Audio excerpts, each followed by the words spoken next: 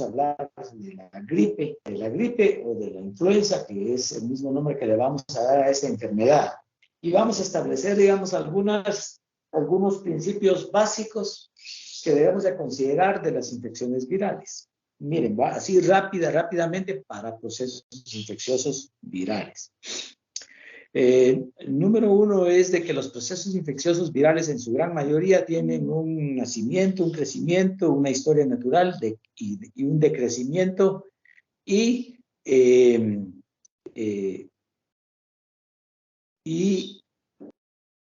una desaparición, digamos, de la enfermedad. No quise usar la palabra nacen, crecen, se reproducen y mueren, no la quise usar, ¿verdad?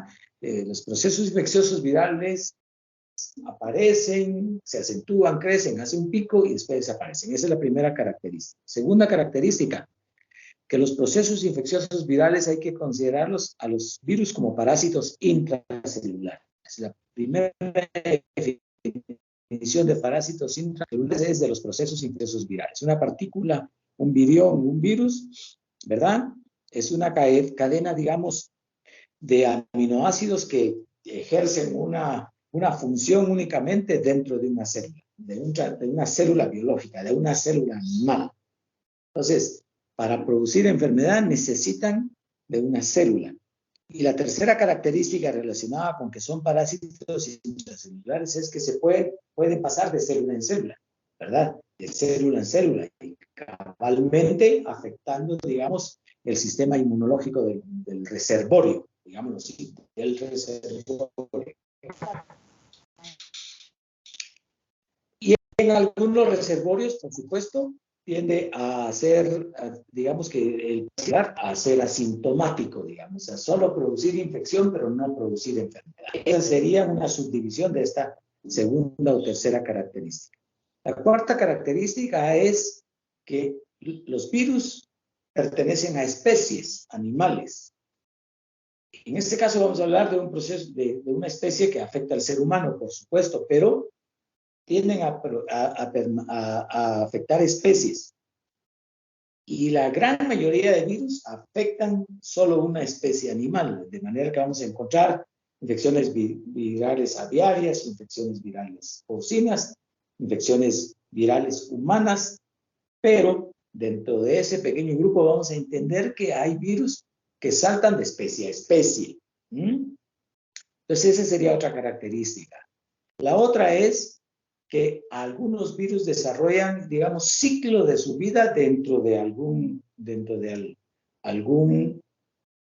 animal, dentro de algún insecto, digamos, para lograr producir enfermedad en el ser humano, tal y como sucede, digamos, con algunas enfermedades que vamos a estudiar.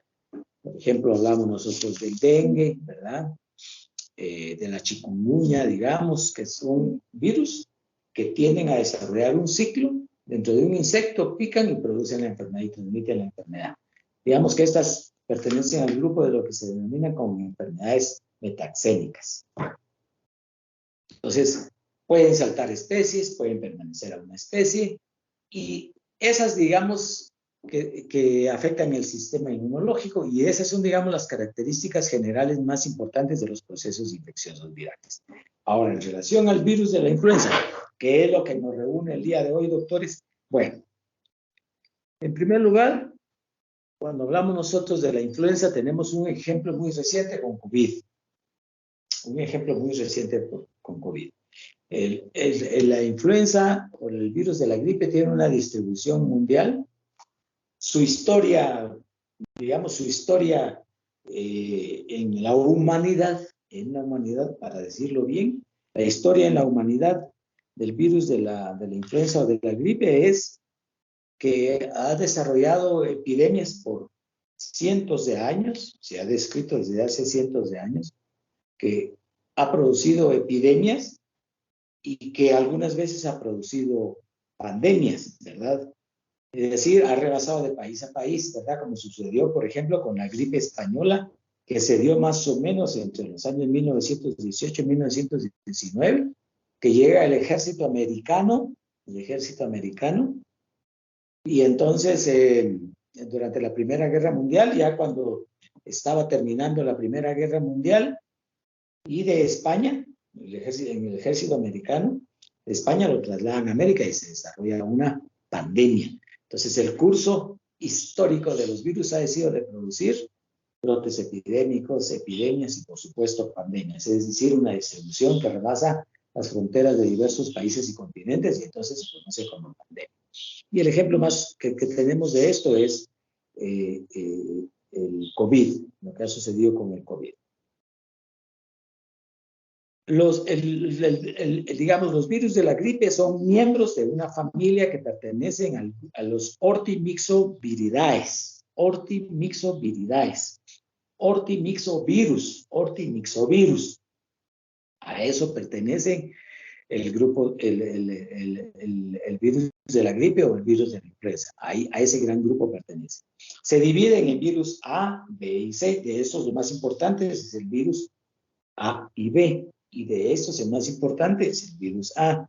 Por supuesto, ¿qué hace la diferenciación, digamos, de estos subtipos o subespecies, digamos, de virus A, B y C? Lo que hace la diferenciación son las características antigénicas. Y las características antigénicas y la diferenciación que hacemos nosotros de los virus es muy importante porque son la base, digamos, de las inmunizaciones, ¿verdad? Y aquí vamos a hacer un paréntesis muy rápido de lo que son las inmunizaciones. Las inmunizaciones son, digamos, actividades que se realizan en el ser humano para evitar las enfermedades virales. En este caso hablamos de una inmunización natural o adquirida. Cuando se adquiere una infección natural por un virus, se supone que vamos a desarrollar alguna reacción inmunológica que nos puede proteger, ¿verdad? En el caso del periodo de la infancia, cuando le da rubiola, le da varicela, le da sarampión a los niños, entonces quedan protegidos, ¿verdad? Porque adquirieron una infección natural. Luego viene la inmunización adquirida, que significa ya que nosotros inmunicemos a los niños. Y los vamos a inmunizar con virus vivos atenuados, ¿verdad? O los vamos a inmunizar con inmunoglobulinas específicas, ¿verdad? Y entonces esa es una... Sí, no. Por favor. Entonces nosotros vamos a ver que los virus tienen esa característica. Son, digamos, se clasifican en familias, en especies, en subespecies, de acuerdo a las características antigénicas que tiene cada uno de estos virus. Entonces eso es muy importante que nosotros lo recordemos. En este caso, A, B y C. Y de esto ya decíamos, la designación de estos virus en los tres tipos son sus características antigénicas. Y estas características antigénicas provienen de sus nucleoproteínas. En esencia, de sus nucleoproteínas.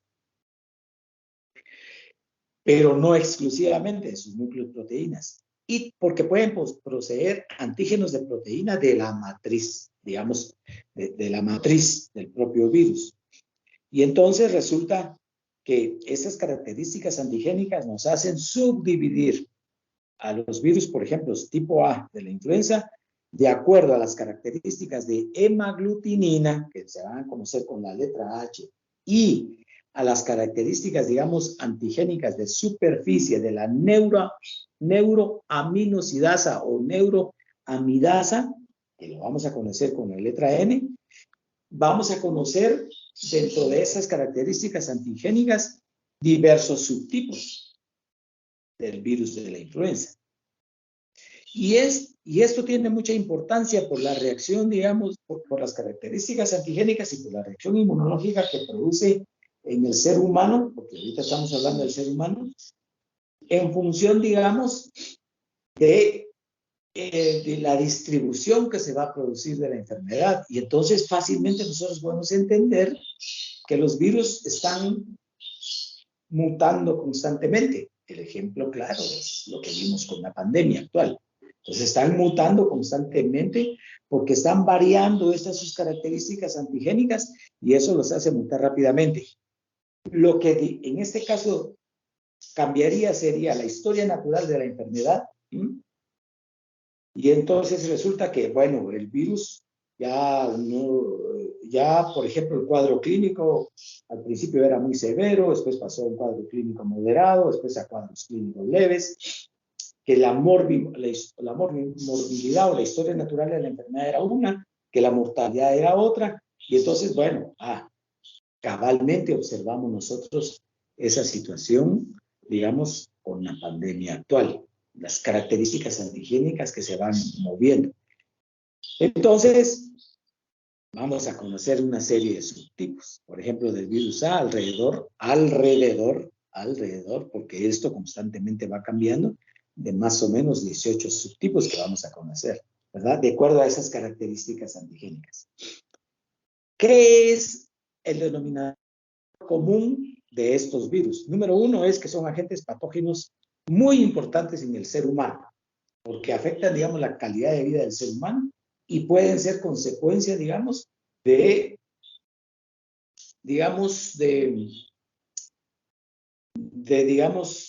afectación laboral en el ser, aparte de la calidad de vida, afectación laboral en el ser humano y, por supuesto, cuando esto se produce ya con niveles de pandemia, por ejemplo, entonces nosotros vamos a encontrar que también la mortalidad va a estar afectada. Estos viriones tienen una característica que son esféricas, digamos, son partículas esféricas que miden alrededor de 80 a 120 nanómetros medidos únicamente por microscopía electrónica. Solo la microscopía electrónica puede determinar el tamaño de estos virus y que tienen una cubierta lipídica, lo que los hace a cabalmente poder invadir célula y, por supuesto, protegerse, digamos, digamos, del entorno ambiental donde ellos se desarrollan, ¿verdad? Se protegen del entorno ambiental por esta capa lipídica. Y entonces aquí a uno le hace reflexionar, tienen una estructura totalmente diferente a como son las bacterias, ¿verdad? Que las bacterias tienen una pared celular.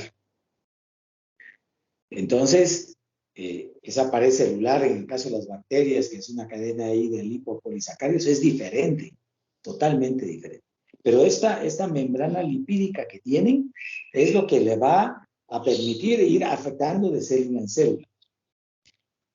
Y la otra característica de cuando mencionamos, digamos, las características antigénicas del virus, es que poseen receptores específicos para poder fijarse a ciertas células.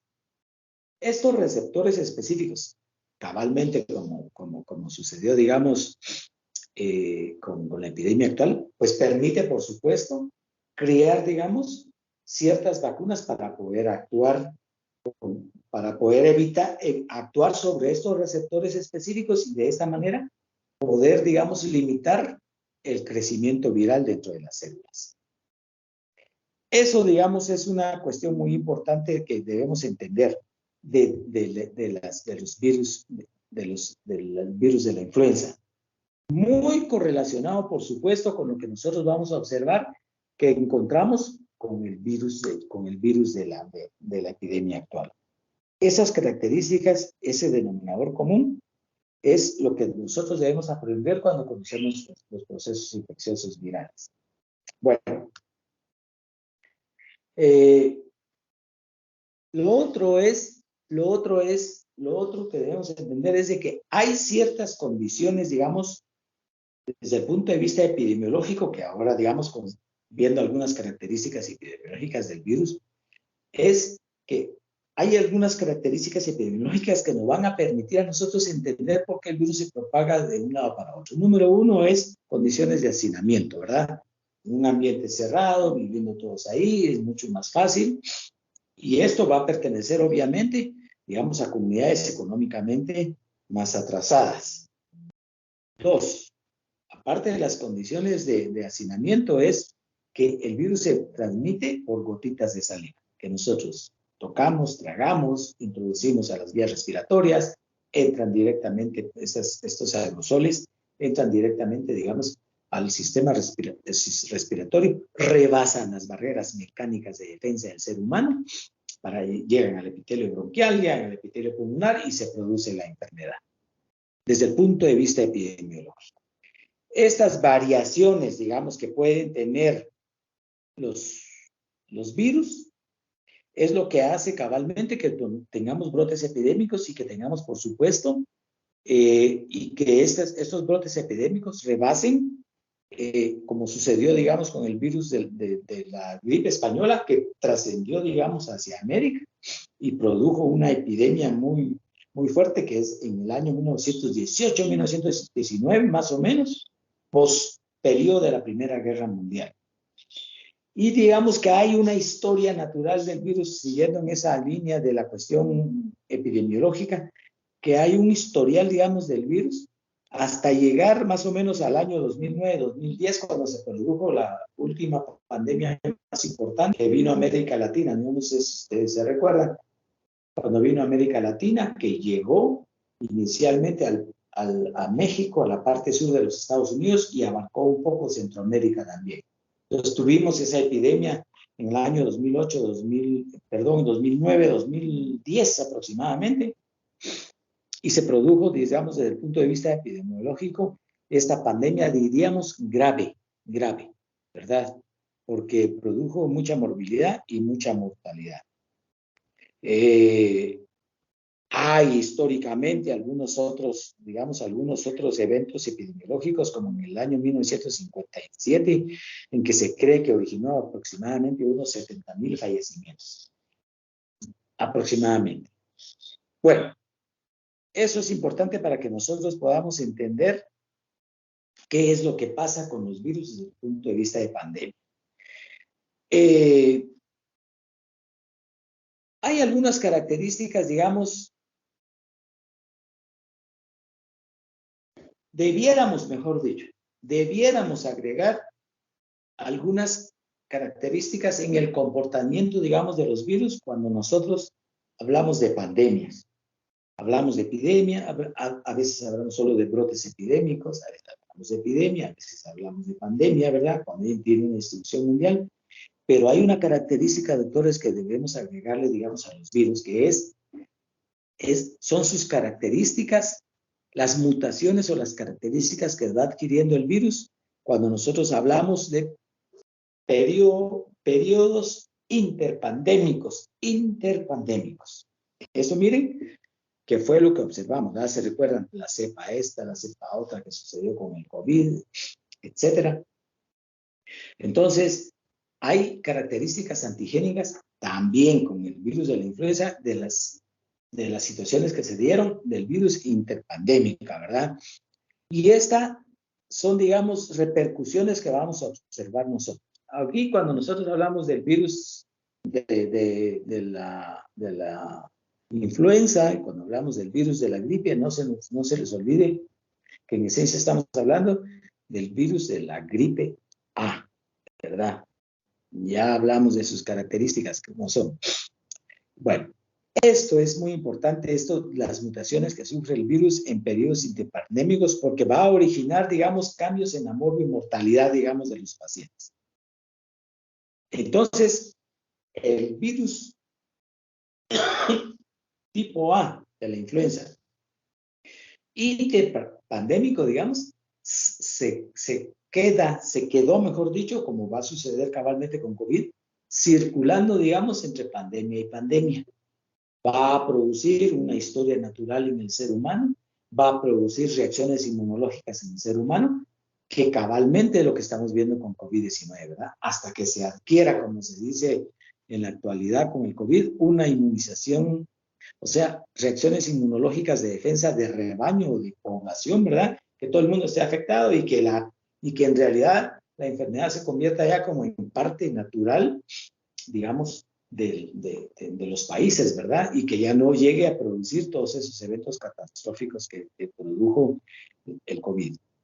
Entonces, esa es una característica que debemos, no una característica, es una variable que debemos de tener, debemos de recordar, que es el comportamiento de los virus, y en este caso virus A, entre pandemias, ¿verdad?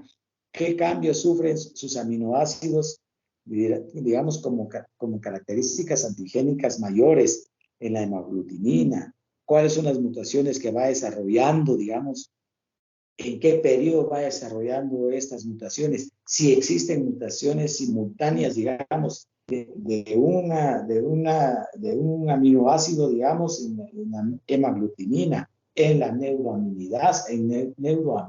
O sea, si se van produciendo todas estas, digamos, mutaciones simultáneamente, si solo vamos a observar en una característica antigénica esa mutación, eso es muy importante para establecer cuál es el comportamiento digamos, de los virus. Entonces, miren, subrayemos los, digamos, brotes interpandémicos, lo que hay entre pandemia y pandemia, son muy importantes para poder entender qué es lo que va a pasar con estos virus dentro de... ¿En qué periodo sucede esto? Sucede, por ejemplo, en periodo de 4, 8, 12, 16 semanas, por ejemplo, ¿verdad? Eso cabalmente es lo que a nivel mundial con el COVID se conocía la primera ola, la segunda ola, la tercera ola.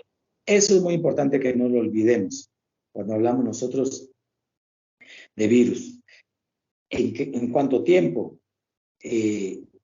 Si, por ejemplo, el aparecimiento entre una ola y otra se produjo en un periodo de tiempo mucho más corto, por ejemplo, eso nos habla, por ejemplo, de la alta patogenicidad del virus. Ya el día de ayer, perdón, la última vez hablamos de virulencia y de patogenicidad.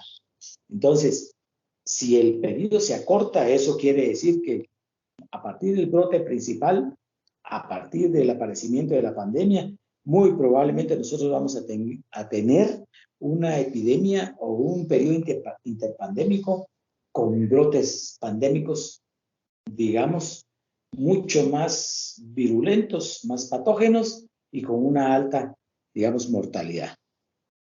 Eso debemos de subrayarlo para que nosotros vayamos conociendo qué es lo que sucede. Y luego, ya aparte de todos esos aspectos, digamos, puramente, digamos,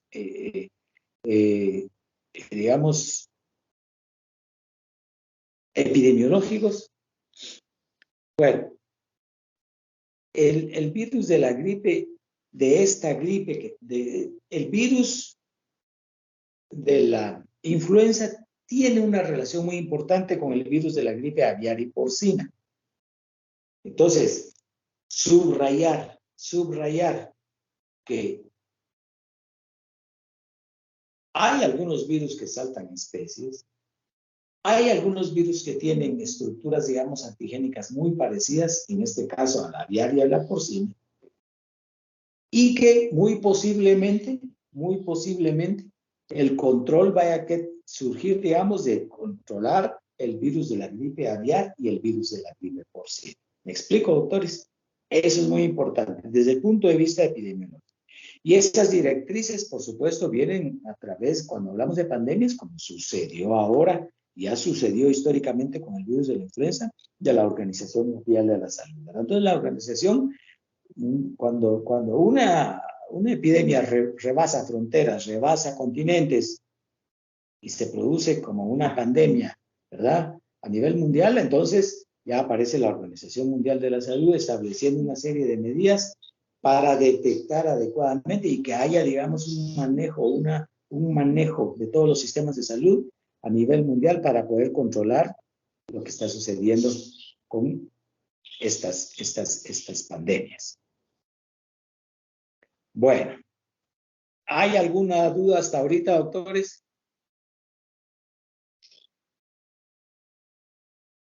¿No tenemos ninguna duda ahorita?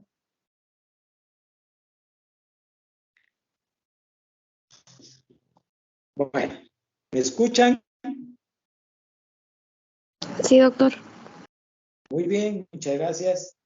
Muchas gracias. Bueno, en relación, digamos, yo siempre les digo a los estudiantes de que cada vez de que encuentren un parámetro, cuando uno se pone a estudiar el programa, a estudiar medicina interna, hay un segmento, digamos, de las enfermedades que nunca debemos olvidar, que es la anatomía patológica. Ya no aparece en los libros así.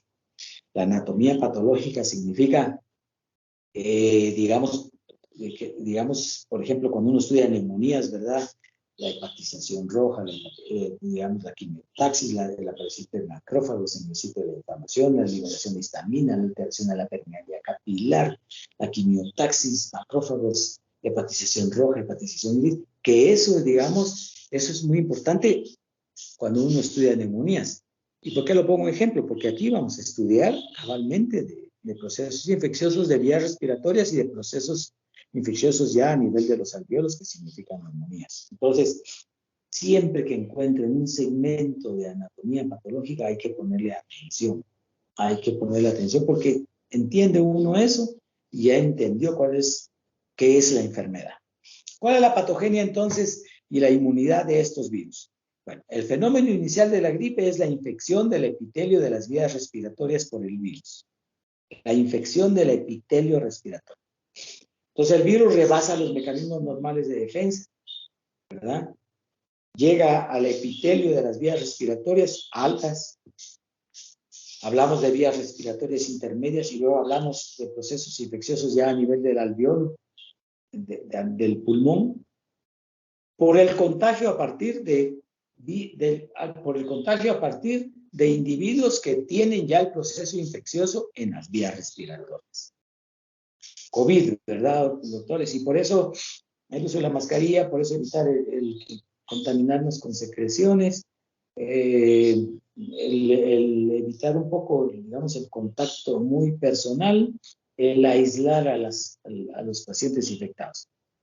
Entonces, es que la afectación del epitelio de las vías respiratorias por contagio a partir de secreciones de las mismas vías en individuos afectados con infección aguda. Ese es el evento inicial para que se desarrolle la enfermedad. Entonces, la enfermedad es transmitida por aerosoles que nosotros respiramos o que nosotros tocamos y que luego introducimos en las vías a través de la nariz o cualquier otra vía, ¿verdad? A través de la boca también puede ser, por supuesto, ¿verdad? Por medio de aerosoles. El contacto manual, el contacto de la tos, el contacto del estornudo, o transmisión de fómites, digamos, ¿verdad? Esos son los mecanismos por medio del cual vamos a encontrar nosotros de que se va a iniciar el proceso infeccioso. Pero hay también, digamos, hay algunas variables que pueden condicionar al aparecimiento de la enfermedad. ¿Se recuerdan qué pasó con COVID-19? Pacientes arriba de los, ya no lo recuerdo, de los 50, 60 años de edad, ¿verdad? Pacientes arriba de esa edad. Y los jóvenes estaban exentos cuando empezó el curso de la enfermedad. Pues así vamos a ver nosotros algunas características que pueden tener los pacientes. O sea, hay personas con mayor riesgo de adquirir la enfermedad. Y entonces aquí estamos hablando de lo que nos ocupa el día de hoy, por ejemplo, niños con un sistema inmunológico en periodo de formación. Luego vemos también, como sucedió en la actualidad, pacientes con 50 o arriba de 50 años de edad. Eso lo vimos. Luego vemos, tanto en niños como en adultos, comorbilidades. Y aquí hablamos esencialmente de enfermedades crónicas y algunos otros trastornos. Trastornos metabólicos, enfermedades crónicas, trastornos nutricionales, digamos, en el caso de los niños, trastornos, digamos, obesidad en el caso de los adultos y, por supuesto, desnutrición, claro que sí. Pacientes con medicamentos que tienen tratamientos crónicos con medicamentos, digamos, el uso de los esteroides, por ejemplo. Pacientes, en el caso de medicina interna, de lo que nos ocupa a nosotros, estamos ahora en medicina interna, pacientes que tienen, por ejemplo, hipertensión arterial, que están en programas de diálisis, hemodiálisis, insuficiencia renal crónica, diabetes mellitus o alguna otra endocrinopatía importante, ¿verdad? Y ahí relacionado, por ejemplo, el síndrome metabólico, hipercolesterolemia, hiperlipidemia, obesidad central, hipertensión arterial, diabetes mellitus, etcétera. Riesgos, por ejemplo, de enfermedad vascular cardiovascular, enfermedad cerebrovascular, etcétera. Todo ese tipo de riesgos son, digamos, lo que debemos de considerar como aquellas personas de mayor riesgo de poder desarrollar la enfermedad. Eso es importante que lo recordemos. Luego, vamos a ver que vamos a tener, digamos, una partecita que es muy importante, doctores, que es, digamos, la reacción inmunológica que puede desencadenar en los pacientes. Entonces, ahí vamos a ver nosotros que vamos a encontrar afectación en esencia del sistema, pero afectación del sistema humoral y afectación del sistema celular de defensa. Vamos a encontrar nosotros la liberación de células T con mucha actividad macrófaga, o podemos encontrar la liberación, digamos, de células mononucleares también con alguna actividad fagocítica importante como mecanismo normal de defensa. Y esto es muy importante porque cabalmente va a servir, digamos, como elemento para poder hacer el diagnóstico, ¿verdad? Es importante porque son las pruebas, aquella clase que recibimos ya de lo que es la serología, para poder detectar la reacción inmunológica que se produce. Entonces vamos a encontrar linfocitos T, CD8 y CD4, que van a dirigir su actividad cabalmente hacia todos los antígenos que ingresaron, aquellas proteína H, aquella proteína DA, ¿verdad? Cabalmente dirigidas hacia como respuesta del ser humano hacia querer controlar la infección. Que la va a rebasar, bueno, que la va a rebasar y eso va entonces ya a producir enfermedad. Que la va a detener, son aquellos pacientes que no entran en contacto, tienen la infección, pero no desarrollan la enfermedad, ¿verdad? Son aquellos pacientes que se conocen como pacientes asintomáticos, pero que desarrollaron alguna actividad inmunológica. ¿Por qué? Porque hubo células CD8, células CD4, hubo macrófagos con importante actividad fagocítica, y entonces hubo una vía que es a desarrollar la enfermedad, otra vía a los pacientes que son asintomáticos, y si vamos por esta vía de los pacientes que desarrollaron la enfermedad, vamos a tener un grupo de pacientes que resuelven la enfermedad en un periodo limitado, ¿verdad? Por aquella historia natural que uno quise decir, de que el virus nace, crece, se reproduce y muere, sino tiene un periodo limitado, una historia natural de la enfermedad. Y por el otro lado, en este lado, los pacientes que tienden a desarrollar la enfermedad más grave, los pacientes que la morbilidad es más grave, que la mortalidad es más grave, y a los pacientes que, por supuesto, tienden a complicarse y que obviamente afectan la mortalidad en este grupo de pacientes. Entonces, vemos nosotros que eso va a depender de la virulencia y de la patogenicidad de la enfermedad. En términos generales, estamos hablando de una enfermedad que dura entre 5 y 7 días aproximadamente y que se resuelve en ese periodo, ¿verdad? Por la capacidad que tiene el ser humano de poder liberar todas estas células para poder detener las cargas antigénicas de los virus. Eso es muy importante que no lo olvidemos. Muy a menudo vamos a observar nosotros manifestaciones clínicas, muy a menudo, porque eso es lo que más vamos a encontrar nosotros con nuestros pacientes. Manifestaciones clínicas, ¿verdad? Si no, no estuviéramos hablando, ¿verdad, doctores, de qué es lo que pasa con nosotros? ¿Qué es lo que vamos a ver? Vamos a ver pacientes con presencia de coriza, malestar general, mialgias, artralgias, fiebre, sudoración, secreción o goteo nasal, tos, la cual puede irse agudizando de una tos seca a una tos productiva, fiebre, escalofríos, dificultad respiratoria, digamos. Vamos a observar si nosotros le ponemos el oxímetro a los pacientes que no están oxigenando adecuadamente, pero con una historia natural que va cursando, digamos, hacia la mejoría. Eso es lo que, digamos, vamos a encontrar nosotros en la mayoría de veces de las manifestaciones clínicas de la enfermedad. Pero algunas veces, pues, el cuadro clínico, digamos, en cuanto a la intensidad de estas manifestaciones clínicas, el paciente se siente mal, tiene coriza, secreción nasal, rinorrea, goteo nasal, un poco, digamos, de dolor en la garganta, pero algunas veces ya empezamos a encontrar cefalea persistente, fiebre persistente, escalofríos que se consideran más allá del normal, mialgias más allá del normal, malestar general, ¿verdad? Y las manifestaciones estas, digamos, de las manifestaciones respiratorias, la tos más acentuada, la faringitis un poquito más acentuada, más allá de lo normal, y eso es el cuadro clínico que se conoce, por supuesto, ya que puede ir más parecido al del resfriado común a parecerse más a lo que conocemos como influenza. Y esa afectación, digamos, de las vías respiratorias es lo que lleva a consultar al paciente. La temperatura ya no es febrícula, sino vamos a encontrar de 38 a 41 grados centígrados. Y vamos a poner un subrayado que se me estaba olvidando. Un subrayado que se me estaba olvidando. De todas estas manifestaciones clínicas hay que poner un subrayado que es el de inicio repentino de estos signos y síntomas de la enfermedad. No lo debemos olvidar.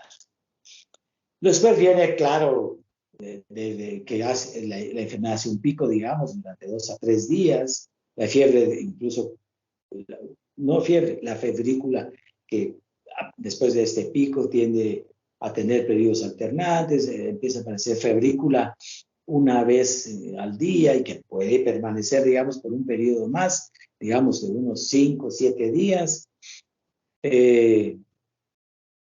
El paciente refiere esa sensación de tener fiebre, que eso también es muy importante que lo tengamos en cuenta. El dolor, la cefalea, que al principio puede ser, digamos, universal, luego se localiza en la región frontal, que las mialgias, digamos, que a veces aparecían generalizadas, ya tienden a localizarse, a disminuir, y entonces los signos y síntomas de la influenza empiezan a desaparecer. Ya son de muy poca intensidad, estoy hablando de la historia natural de la enfermedad.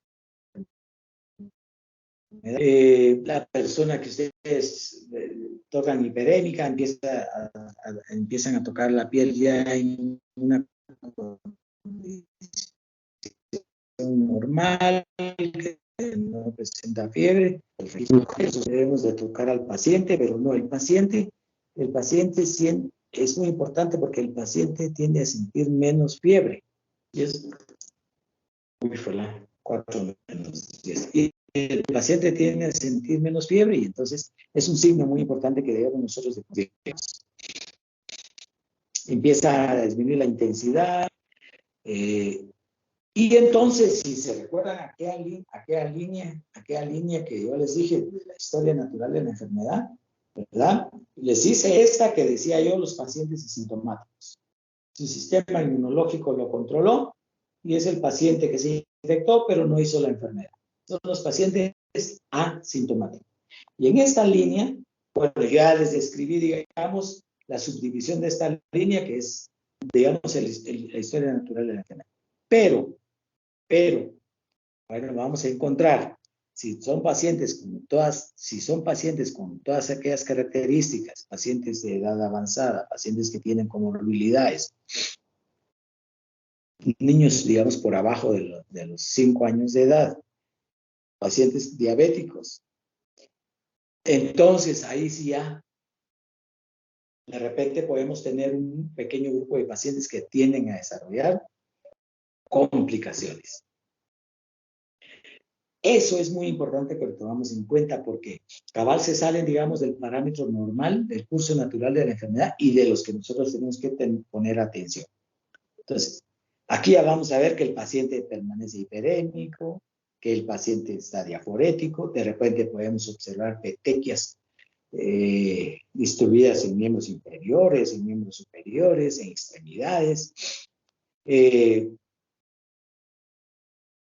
Por ejemplo, la faringitis, de la cual se queja el paciente, resulta que nosotros no encontramos ahí que haya un proceso infeccioso bacteriano, digamos que sea complicado con un proceso infeccioso bacteriano, o podemos encontrar, por supuesto, procesos infecciosos bacterianos. De repente podemos encontrar que la disnea se acentúa mucho más, es evidente, entonces el paciente empieza a hiperventilar, por ejemplo, ya empezamos a encontrar cianosis. De repente podemos encontrar algunos signos, digamos, si empezamos a auscultar al paciente, empezamos a encontrar algunos signos de consolidación pulmonar. Entonces empezamos a encontrar, porque el signo de consolidación pulmonar es lo que se conoce desde el punto de vista patológico como signo de condensación pulmonar, que es la sustitución, digamos, del parénquima pulmonar por una reacción inflamatoria. Y entonces ya decimos nosotros a este paciente ya no es el epitelio de vías respiratorias altas o el epitelio de vías respiratorias intermedias, sino que estamos hablando de procesos infecciosos a nivel pulmonar. Y entonces empezamos a decir, a este paciente es el que se está complicando. La cianosis que tienen los pacientes. Y encontramos estertores, ya sea localizados, estertores difusos, en la inspiración, tanto en la inspiración como en la expiración. Y entonces nosotros decimos, esta influenza ya se complicó. Y entonces ya es de esta mano izquierda que yo le decía, ese pequeño grupo, digamos, de pacientes que después de la semana tienden a complicarse. Y esos son los pacientes que nosotros debemos entender que van a desarrollar complicaciones. ¿Qué procesos son los que van a desarrollar? Bueno, entonces ahí sí abrimos una pequeña llavecita y vamos a analizar así qué son, digamos, los procesos, las complicaciones que pueden desarrollar esos pacientes. Si ya encontramos una área de consolidación, bueno, esa es una complicación pulmonar. Y cuando nosotros hablamos de complicación pulmonar, estamos hablando del alveolo, ¿verdad, doctor? Clarísimamente del alveolo. Puede tener trastornos de ventilación, puede tener hipernea, puede tener dificultad respiratoria, roncus, estertores, silbantes, estertores silbantes o estertores, digamos, crepitantes. O sea, ya vemos que hay afectación pulmonar. Y a medida que esto va sucediendo en un periodo que nosotros consideramos que el paciente debió haber resuelto el proceso infeccioso, entonces ya decimos nosotros, aquí vamos a encontrar nosotros complicaciones. Y entonces abrimos abrimos la llave del paréntesis, y entonces ahí empezamos nosotros a poner qué es que vamos a encontrar con los pacientes. Número 1 es la neumonía primaria. La neumonía primaria. O sea, el virus por sí mismo puede producir una neumonía, una neumonía viral. Entonces, cuando nosotros hablamos de procesos infecciosos pulmonares, número 1, neumonía primaria. Número 2, neumonía bacteriana secundaria. Y número 3, neumonías mixtas. El virus produjo una neumonía, se infectó con cualquiera de las bacterias que vamos a ver, y entonces resulta que este cuadro clínico es mucho más grave. Entonces el paciente que ya ingresa a los servicios de urgencia hospitalaria, ya es el paciente que se ingresa, y es el paciente que se mete en una unidad de cuidados intensivos, y es un paciente que probablemente va a requerir ventilación mecánica. Bueno, ¿qué es? Hay que entender entonces que el virus produce neumonía por sí mismo. Eso hay que entender. Y luego tenemos la neumonía bacteriana secundaria. Esta neumonía generalmente se presenta después de la semana de que nosotros consideramos que el paciente debió haber mejorado. Algunas veces hay un dato importante que es que después de que se produjo una neumonía viral por el virus y que pudiera haber existido un periodo de mejoría clínica, aparece la neumonía bacteriana. Bueno, aquí sí ya vemos nosotros tos con un esputo francamente purulento. Aquí nosotros podemos ver estafilococo, hemófilos, estafilococo pneumoniae, estafilococo aureus, streptococo pneumoniae, hemófilos influenza. O sea, ya vemos una serie, digamos, de bacterias que tienden a complicar y que originan esas infecciones y que van a producir cambios broncopulmonares muy importantes. Aquí ya podemos ver, digamos, que puede aparecer derrame pleural. Este derrame pleural puede ser que este derrame pleural tienda a complicarse, ¿verdad? Y ya pueda llegar a producir edema en el paciente.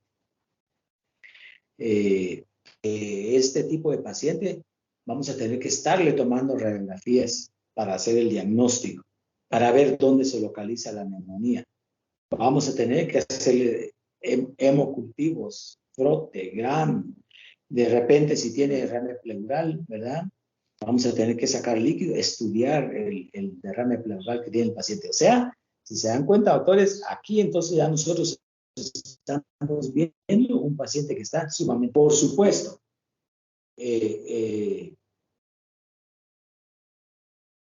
a ver, por supuesto que, digamos, si nosotros hablamos de una neumonía por Streptococcus pneumoniae, vamos a ver que tiene un patrón, digamos, de distribución pulmonar característico.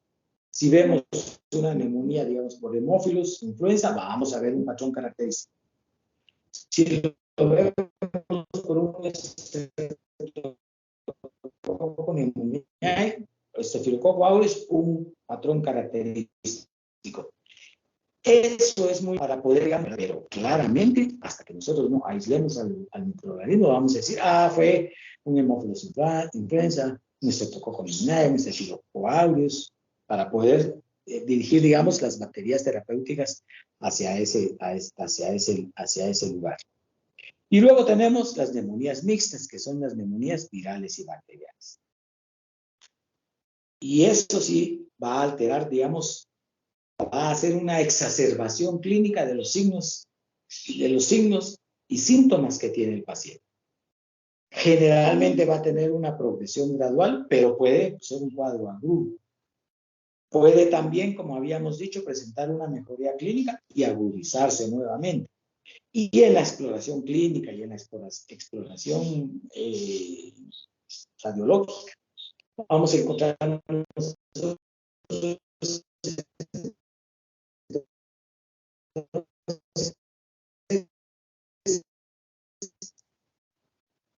estas características.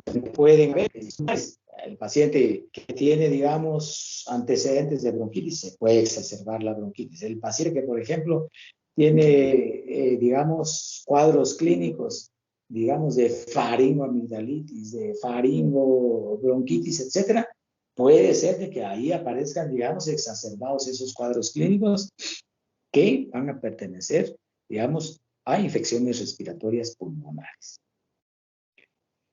Y luego, ya para ir aterrizando, ¿verdad? Porque bueno, ya estamos aquí. Mañana, por favor, intentamos estar. Yo entiendo que hay cosas que hacer, ¿verdad? Yo entiendo que tenemos cosas que hacer. Vamos a intentar empezar puntuales porque hoy nos atrasamos 10 minutos. Así es de que vamos a terminar 4:10 que hoy.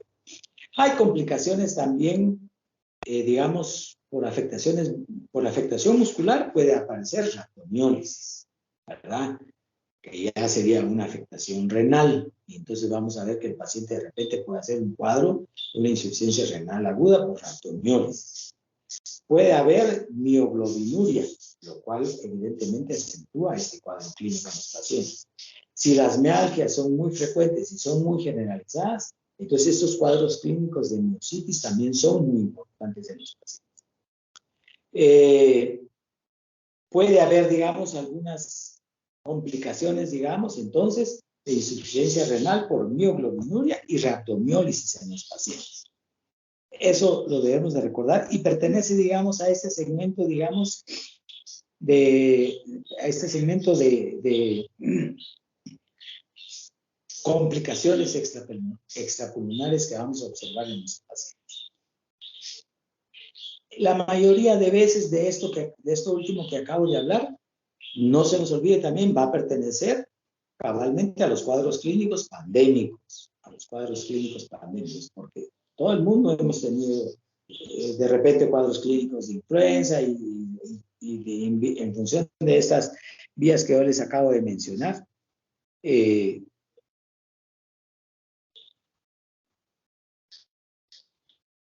seguir, digamos, el curso de un cuadro clínico de leve a moderado, digamos. De un cuadro clínico a moderado.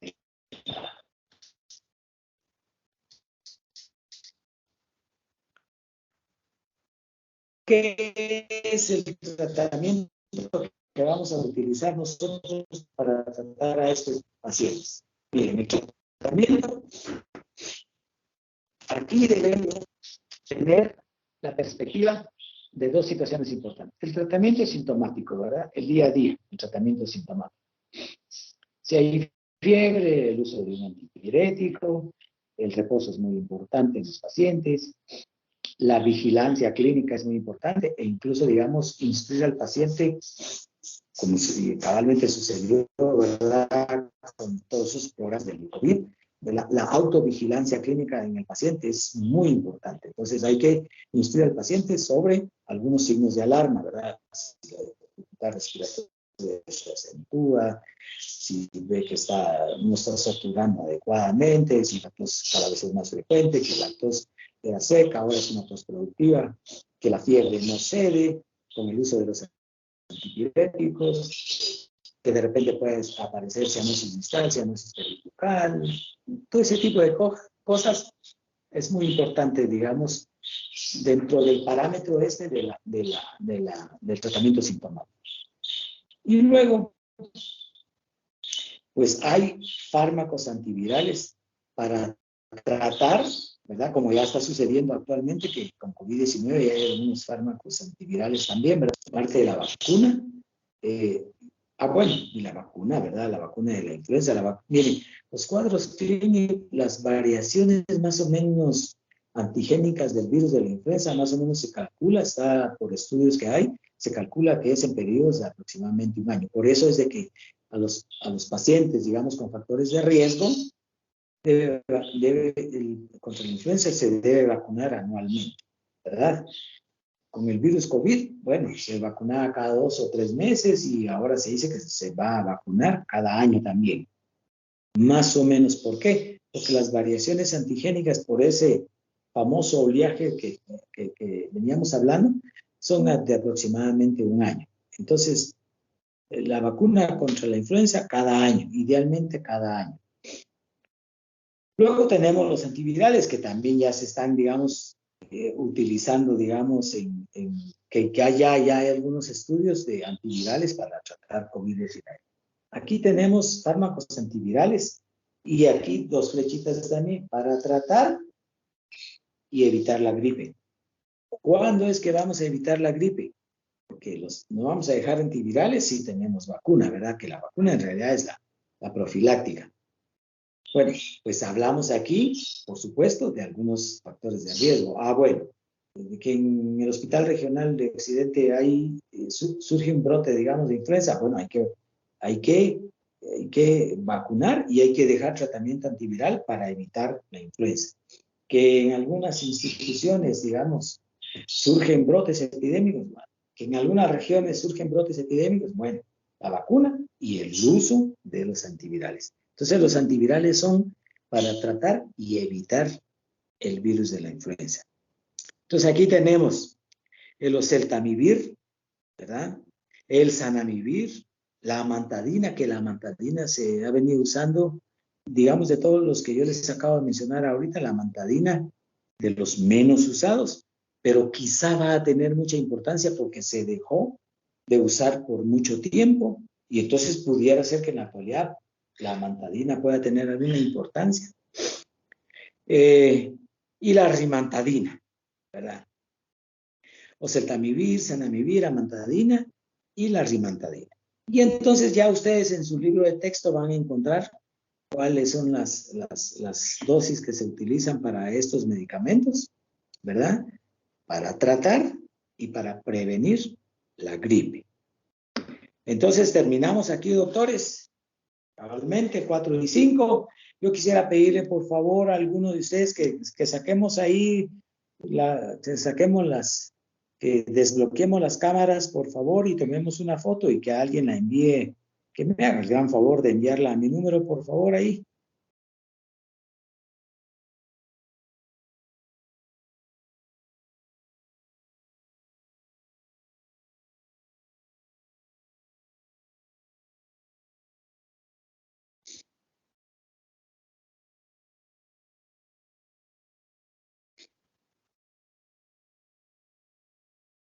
¿Escuchan?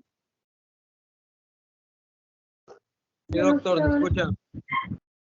Ahí está, porfa. Entonces alguien que me haga favor de tomar una foto y me la envíe aquí porque son cuestiones de evidencia. Acuérdense que también ahora vamos a tener la evidencia de ustedes en su participación a estas clases. Ya también ahora, si nosotros no podemos asistir a la clase, doctores, ahí estamos. Si nosotros no podemos asistir a la clase, por favor, porque yo sé que tienen cosas que hacer, pues, ¿qué podemos hacer? Ahí sí que, como les dije en el día que hablamos la primera vez, ¿qué podemos hacer? Pero hay que intentar, por favor, que no quede en irresponsabilidad en nosotros no asistir a las clases. A ver, ¿quién tomó la foto y quién me la va a mandar?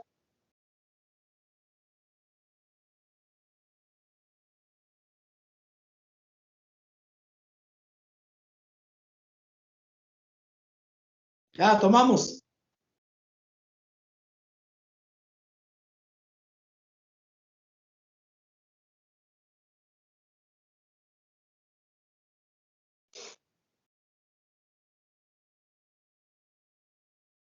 Ya la tomamos.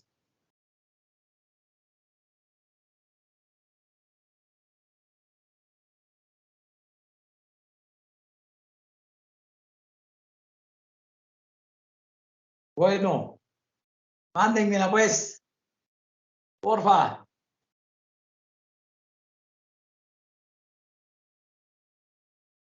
Muy bien. Ahí estamos, doctores. Cuídense mucho. Nos vemos mañana. Buenas tardes, doctor. Cuídense mucho. Que estén bien. Ahí me mandan la foto, porfa. Gracias. Cuídense mucho. Nos vemos mañana.